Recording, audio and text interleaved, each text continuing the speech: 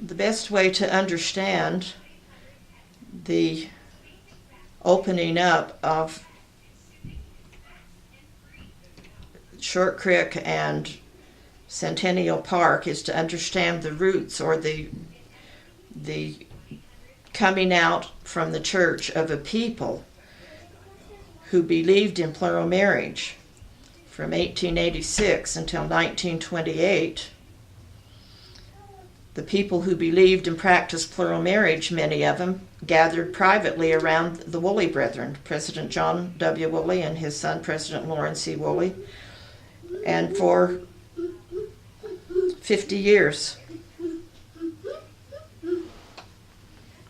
Go around the other way.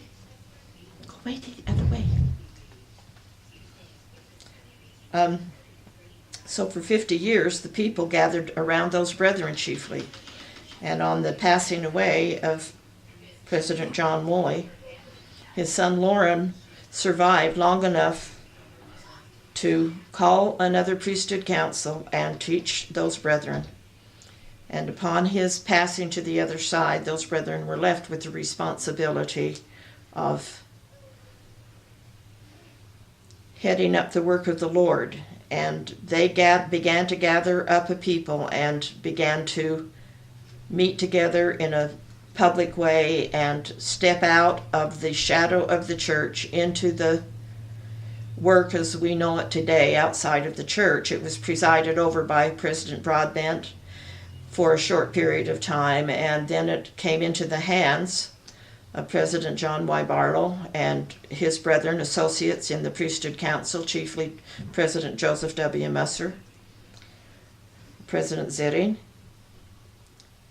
President Woolley, President Kelsch.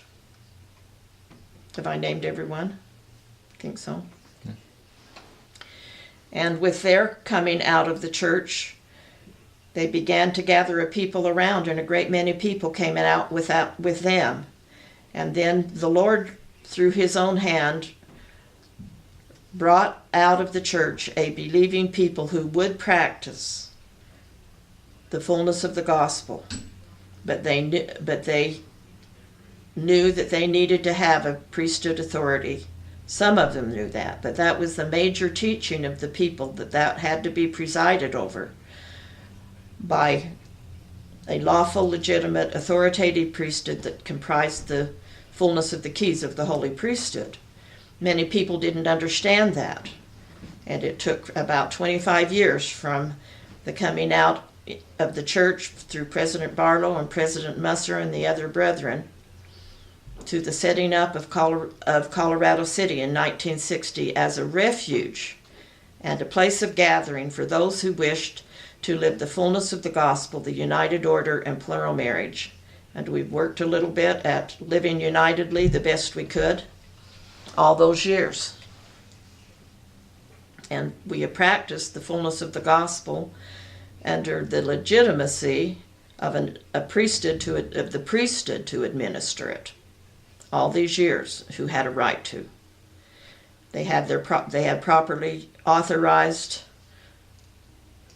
ordinations, authoritative ordinations that descended from President John Taylor. We all know this. And we were taught many years ago that President Johnson said to the people that after 3 great persecutions of the priesthood and the fullness of the gospel in the 1930s, 1940s, and 1950s, that those 3 offenses against the Lord, against his priesthood, and against those principles resulted in justification by the Lord to turn the priesthood key in the heavens against the church, the state, and the nation. And from that day on, they would all go down, and the kingdom of God and the priesthood would rise. and that from then on the troubles against the holy priesthood would arise from within their own ranks.